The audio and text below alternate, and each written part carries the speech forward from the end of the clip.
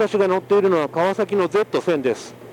個体としては2012年型になるので一番新しいモデル、そう言えるんじゃないかと思います。このモデル、私一度2009年にテストしているんですけれども、やはりですね、こうしてじっくりと時間をかけて乗ってみると、このオートバイの面白さ、良さ、そういったものが際立ってくる、そんな気がします。エンジンなんですけれども、現行忍者1000のベースになったエンジンということで、最高出力、最大トルクともに変わるところはありません。最大出力が138馬力、最大トルクが110ニュートンメーターということで、やはりエンジンの印象としては非常に似ているなと、そういう気がします。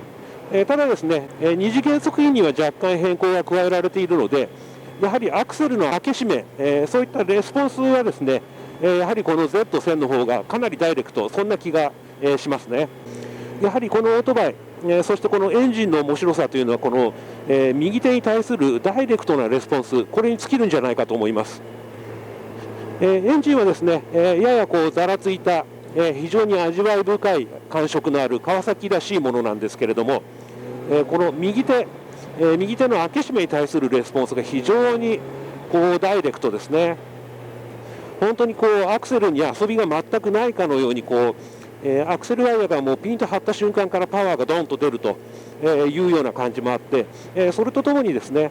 これも忍者1000、同様になりますけれども、エンジンブレーキも結構強めに効く、そんな設定になっています。この辺り、味付け、エンジンの味付けですね、こういった非常にストレートなダイレクトな感触というのは川崎も意識してやっていることなので、これはこれでですね、非常にこの手の、ダイレクトなレスポンス、素早いレスポンス、こういったものが好きなライダーにとってはなかなか、美味しい味付けになっているのかなと、そういう気がします。エンジンの乗り味については今お伝えした通り非常に似てはいるんですけれども、オートバイトータルとしての乗り味は忍者1000とはかなり異なってますね。外装類は非常にシンプルなというか、簡略化されたものになっていて、そうですね、メーターパネルの前は本当にスパッと切り落とされたような感じになっていて、なんとなくストリートファイター的な、そういう雰囲気も強く漂わせていますね。なのでライダーの上半身には結構風が当たるんですけれども、ただこのメーターバイザーが効いているせいか、そうですね、ライダーの胸のあたりでもやもやと渦巻くような感じではなくて、非常に整流自体はうまくできているのかなと、そんな印象があります。そしてですね、ハンドリング、先ほども言いました通り、忍者1000と比べるとかなりシンプルで、簡素な外装となっているので、非常にこの辺り軽いですね。忍者1000、乗り比べた場合どうかというと、やはり、適度なウィンドプロテクションもあって、あちらはかなり、快適性にも重きを置いたモデルになっているんですけれども、こちらはそういったことは一切なくて、その代わり非常に軽いハンドリング、高速道路上でも右へ左へと自由自在に走れる、そういったハンドリングになっているのがこのモデルの大きな特徴じゃないかなと、そう思います。そしてエンジンに関係する部分なんですけれども、インジェクションはですね、4気筒エンジンということで、京浜の、サブスロットル付きのインジェクションが4連装されているんですけれども、この辺りの味付けですね、アクセルワイヤーがピンと張ったあたりでドンとパワーが出るんですけれども、それ以降、落ち着いて開けていく分にはですね、ぐーっとパワーとトルクが盛り上がってくる、そういう印象になっているので、一旦走り出してしまえば、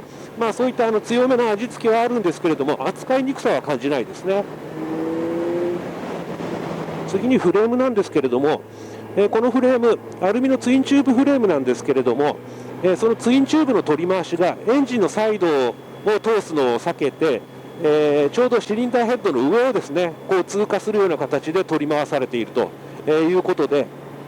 エンジン自体もかなりコンパクトにできているんですけれども、そういったツインチューブフレームの取り回しも含めて車体全体としてかなりスリムに仕上がってます。したがって足つき性も悪くないですね。こうしてライディングしていてもこのスリムな車体に体がぴったりと収まる、そういった印象が強いです。前後足回りなんですけれども、足回りに関してはフロントが倒立フロントフォーク、そしてリアがですね、川崎が近年スポーツバイクで対応している、ホリゾンタルバックリンクということで、こちらの前後足回り、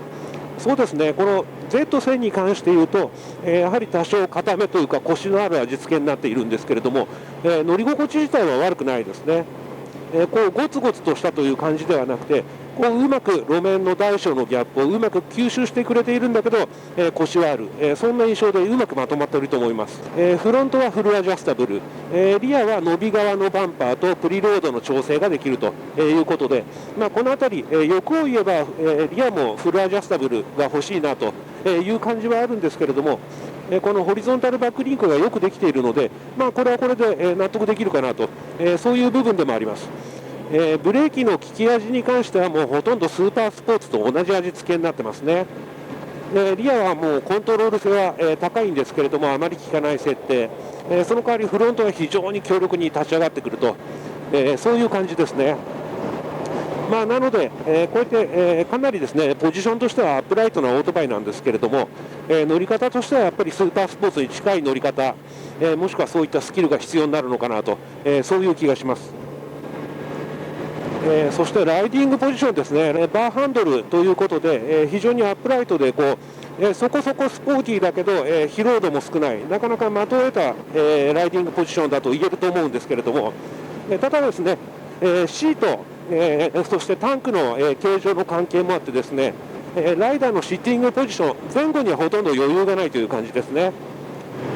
はい、そしてこの Z1000、細かいところなんですけれども、メーターパネルの角度がこうライディングポジションに合わせてこう、見やすいように調整できるようになっている、この辺りはちょっと面白い工夫だなと、そういう気がします。そしてですね、もう1点細かい点といえばウインカーですね。やはりですねこれ前回、2009年頃だったと思いますけれども、テストした時と変わらず、ウインカーのレスポンスがちょっと、遅いんですね。レバーを倒してから1秒ぐらいしてポッと一発目が点灯すると、そういうようなウインカーになってます。この辺りですね、この Z1000 ほどのこう運動性の高いモデルであれば、やはりですねウインカーレバーを倒した瞬間にこう、すぐに点灯するウインカー、それはちょっと搭載してもらいたいなと、そういう気がしますね。はい、Z1000 でいつものワインディングに差し掛かりました。この Z1000 なんですけれども、高速道路上で、言った通りこうアクセルの開け品ですね、ちょうどアクセルワイヤーがピンと張るあたり、あの辺り結構パワーがどんと立ち上がるので、今日実はですね路面温度も非常に低くてですね、このワインディングいつも通り荒れてるんですけれども、ちょっと嫌な光り方をしている部分もあったりとかして全く無理はできない状況なんですけれども、こういった悪条件でですね、この Z1000 のエンジン非常にこう従順でですね実は扱いやすいですね。もちろん路面温度が低いので全く無理はできない状況なんですけれども、アクセル開け品のドーンというのはなぜかですねこう慎重に走っている限りはですねもうすっかり鳴りを潜めて右手の、こうコントロールに非常に従順、扱いやすいですね。これだけですね路面状況悪くてですねちょっと怖いなというような感じの時でも、こうして走っている分には、今上りなんですけれども非常に従順で扱いやすくですね、しかも、こうハンドリング回答性が非常にいいので、細かいコーナーがこう続く、ワインディングでもですね非常に運転しやすいですね。この辺り、この Z1000、スタイリングもですね結構過激なデザインでですねこうなかなか、ちょっとやそっとじゃ乗りこなせないと、そういうイメージもあるバイクなんですけれども、意外にもですねこの辺り非常に乗りやすくてですねちょっとこの辺りは嬉しい誤算だったかなと、そんな感じがしますね。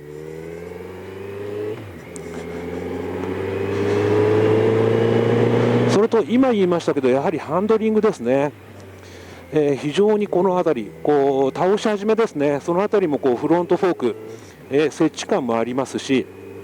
リアのホリゾンタルバックリンクのサステンションも非常にこういい動きをしているなと、路面の温度がですね多少低くてこう全く無理できないような状況でもとてもこう安心感のあるハンドリングで、好感が持てますね。ハンドリングは非常に軽くてですね従順ですね。こういった切り返しでも、全く怖くなく、本当に力を入れることなくですねこう肩の力を抜いたまま、自由自在に切り返せますね。ブレーキの、感触も非常にいいですね。リアブレーキもですね、こういったシーンではよく使うと思うんですけれども、あまり効きはしないんですけれども、やはりコントロール性は十分、リアのですねホイールを止めるには十分な感じの、コントロール性があって、リアブレーキも使いやすいですね。フロントブレーキも非常にコントローラブル、指先の微妙なタッチの差、それをよく汲み取ってくれるブレーキだなと、そういう感じがします。この Z1000、この非常に攻撃的なデザインを持つオートバイなんですけれども、そしてですね高速道路上では、そのデザインにマッチしたパワーがどんと立ち上がるようなキャラクターも持ちつつも、ワインディングをですね、速度控えめで走ってるんですけれども、持ち込んでみると非常に従順で走りやすくですね、ハンドリングも軽くて、この辺り攻撃的なスタイリング、そしていかにもパワーが出ているというような味付け、そしてワインディングに持ち込むと意外にも従順な性格を持っていると。こういったキャラクターがですね、お気に入りの方にとってはなかなかおすすめの1台、そう言えるんじゃないかと思います。